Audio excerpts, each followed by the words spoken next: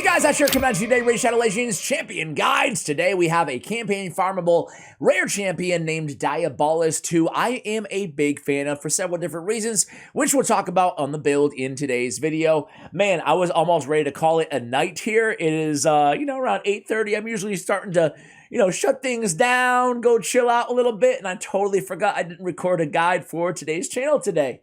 So here I am.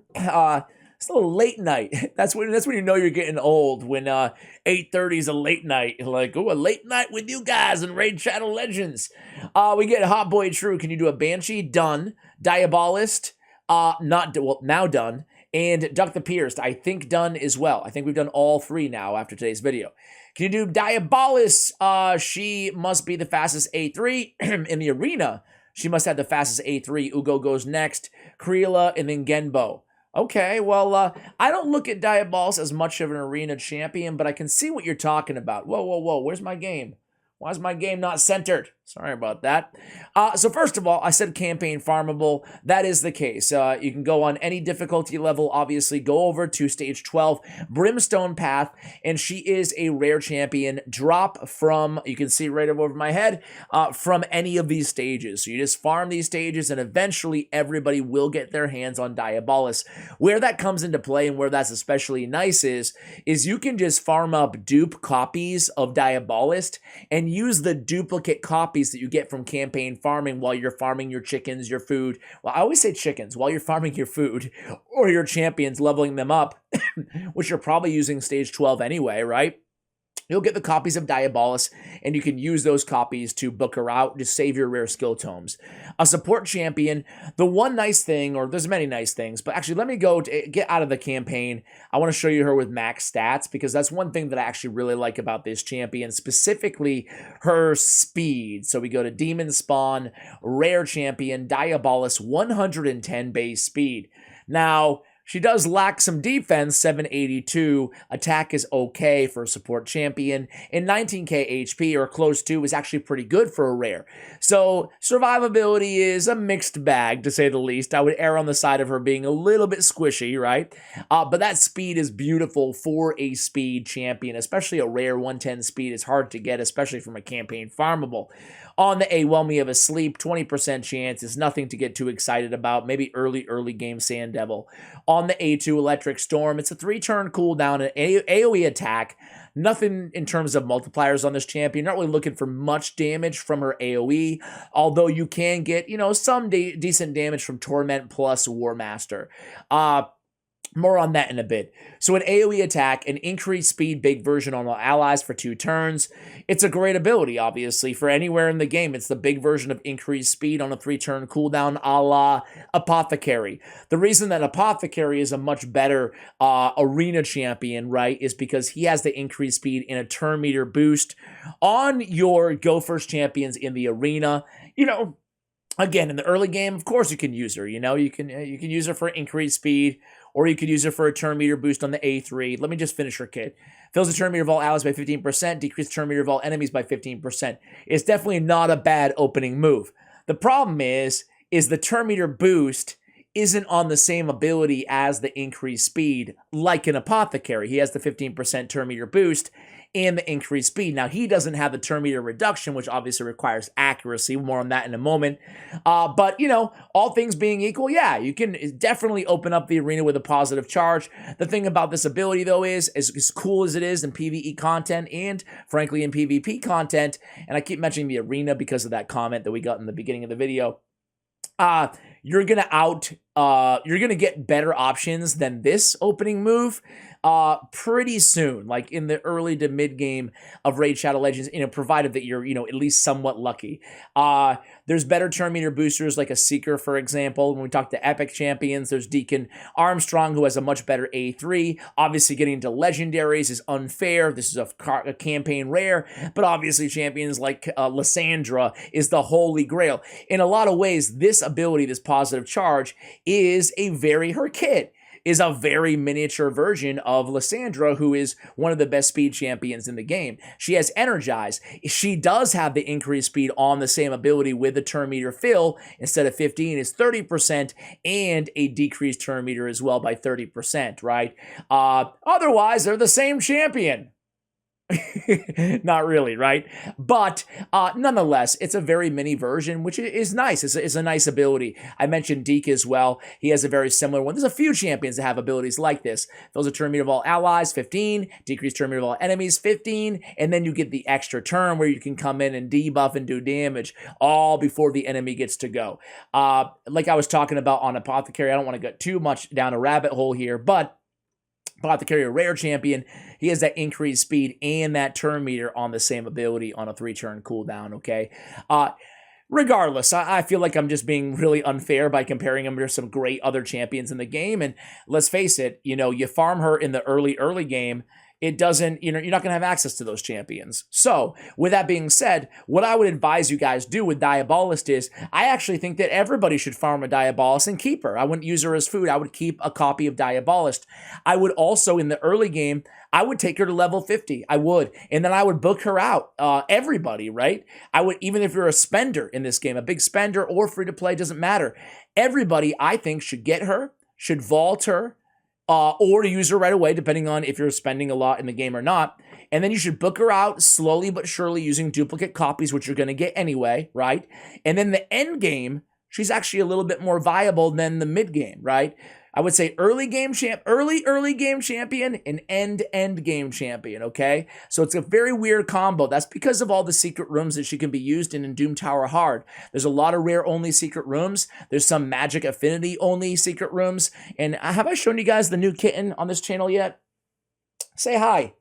We were going to call him Link because my son is a big fan of Zelda. But we started calling him little guy, just like colloquially, and now it kind of stuck. So it's little guy. I'm recording right now. You got to learn the ways. Anyway, guys, I go with Phantom Touch, right? Phantom Touch, you get a little bit extra damage off that A1. It will add up.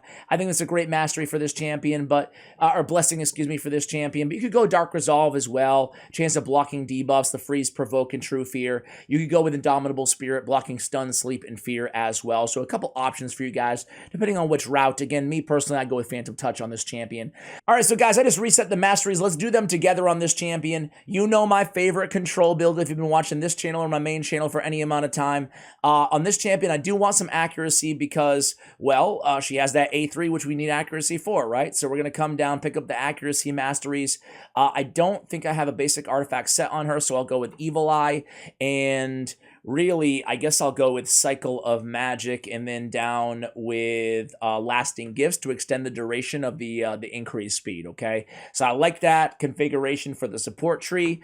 I do want to go defense. I want to go with a little bit extra defense on the defense with Tough Skin. I want to come down with Blast Proof, mitigate AoE damage. Again, we want to keep this champion alive. Resurgent to cleanse a little bit of the debuffs off of her. She's our speed champion. She's our turn meter booster. She's got some control as well, especially in the early game. So we don't want her to be CC. That's why I like Dark Resolve and Indomitable Spirit for blessings if you're lucky enough to have one.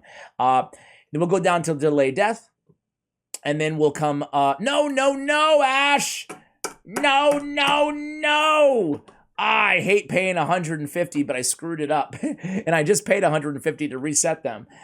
Listen, guys, you guys know this. Again, if you've been watching this channel for any amount of time, you know we always go with Harvest Despair. We want to land that Leech because we have a stun set on her, right? So every stun that we place from artifacts as well, works for artifacts as well, we get a 60% chance of placing a Leech. Leech is really good. We get that kind of built-in lifesteal, right? So we really want to pick up Harvest Despair because we're coming down with Retribution and we're coming down with Fearsome Presence to have a 23% chance to land a stun from an artifact set instead of an 18% chance. Keep in mind, the stun from an artifact set does not require accuracy. We'll go Speed, we'll go Pinpoint, we'll go Charge Focus, we'll go Swarm Smiter. You guys know the drill. Now here, yeah, we want to go down with Cycle of Magic, and we want to come down to Lasting Gifts because we want to have a chance at extending the duration of those increased speeds in her kit, right? Now, I want to be clear, this is a champion that you can use at level 50, back to my point earlier, Bring her to level 50. Use her faction wars, early game faction wars, early game dungeon. Don't even worry about getting her all the way to level 60. It's cool. You don't even have to do the masteries really on this champion in the early game to help out in faction wars. You'll get a better option eventually. You know, you'll outgrow Diabolist until the end game again, where you can use her and you can take her to 60 at that point, right? When it's easier. I'm gonna go Cycle of Revenge. 50% chance of increasing turn meter by 15% when an ally is attacked with a critical hit. We love that, right? We love that. We want her to go fast. She's control. She's increased speed, right?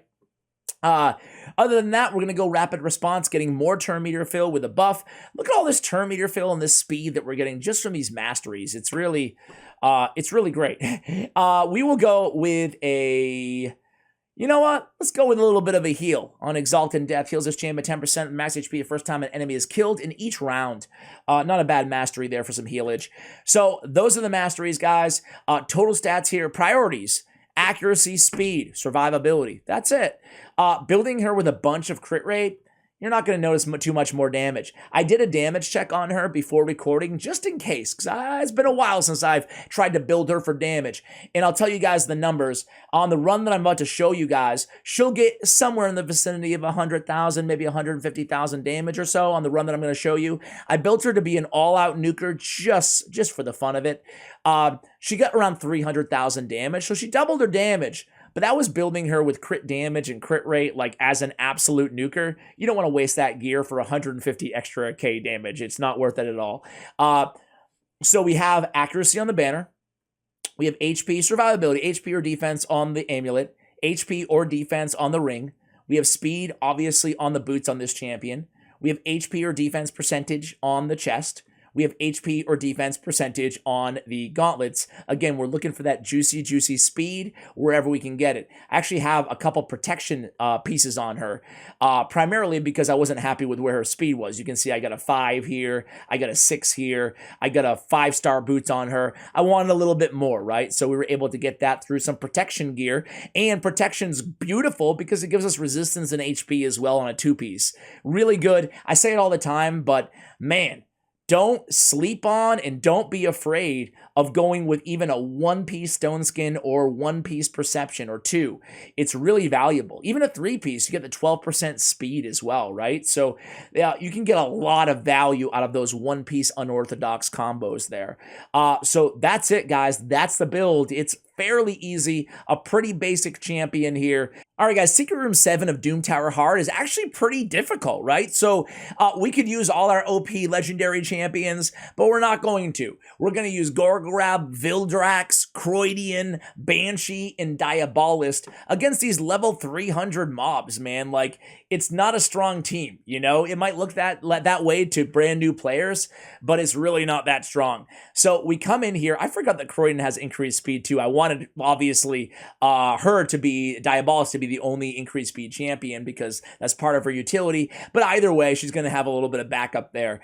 It is nice. You notice that A3 ability going through and just continuing to boost those turn meters of our allies as well as a decrease of the enemies. It's just a really good control ability. On top of that, we have all of her stuns off of that A2 ability. So she's really got that control built into everything that she's doing here, right? Now, the beauty of this team is listen, I mean, we do have a reviver in Gorgorab, right? Which is nice. And we do have turn meter fill in Gorgorab as well. So we got a lot of turn meter fill in this kind of cool team. Same thing with Croydian on his A3. He's got a little bit of turn meter fill too. So we've kind of a really nice balanced team. The beautiful thing here though, guys, is if any of these mobs gets a turn, right? We might be, anybody who's not a support, champion, we might be in deep trouble, right? Because they hit so hard. But you'll notice that, if I'm correct, nobody's even taken a turn here. So there's one way to guarantee that you can beat these higher level mobs who are really annoying and challenging. And well, that is never let them get a turn and the ultimate control strategy, right? So let's see how we fare on this second wave. Actually, let me come back to you on the third wave because it is a little bit repetitive here, but this is how you use her in a control-like fashion. I'll come back on the third wave. We'll see how we're doing. All right, guys, here we go. Round three. They kind of jumped the gun there, but man, we got freeze on stun, On block active skills, we get so many ways to prevent the opponents from taking a turn. I love it. And if they do, again, we get that block active skills from Banshee on the team, another farmable rare champion who, as I think I mentioned at the top of the video, we have a guide out on already as well. I didn't mean to poo-poo the idea of her in the arena in early game. Absolutely, man. You can run your starter. You can run Diabolist as an opener. And then you can just go right to, hey, if you're lucky enough to have a Genbo, more power to you, right? But you can just go right to whoever your nuker is, and then you kind of have a flex roll in there as well. So I should say a debuffer. So you'd go, Diabolist would be the fastest on your team. Speeds are important, right? So she'd be the fastest. Then you would go your debuffer, whoever that is, right? War Maiden is another great farmable debuffer for the early game. And then you go your starter. Kale would be your nuker, you know, or whoever you're using, Elhain, Aethel, Galek. And then, yeah, you'd have like your Diabolist in there. So definitely a solid team. It's definitely a solid team for early game, just starting out, you know. After, 3 days, you can farm those champions and have all of them on a team, and that will get you right through early start on your Great Hall. And then in the end game, like now, then you can build her with some decent artifacts like I have shown you guys today, and you can just kind of control everything with the with that A2 on the stun, with the Fearsome Presence Mastery bumping up your shot, and the increased speed helping out, as well as the turn meter control. So, all in all, guys, pretty dang good champion, I would say, for a farmable rare, right? Again, never want to mislead. I tell you guys all the time here on the channel, I never want to mislead you and tell you that every champion's worth taking to 6 stars immediately. I don't think that's the case with Diabolist personally, but she can serve utility in the end game, which is what I look for, right? I look for a champion that at least can serve some utility down the line, not a champion you're going to max now and then in 6 or 7 or 8 months or 2 years, they're just literally sitting in your vault forever. So guys, that's going to do it. We have Diabolist 378. I was way wrong on the damage. 378. Not too bad, right? I mean, similar to a Banshee. Obviously, Vildrax carrying the damage lead along with Croydon the Blue. Thank you for watching, and as always, take care, guys.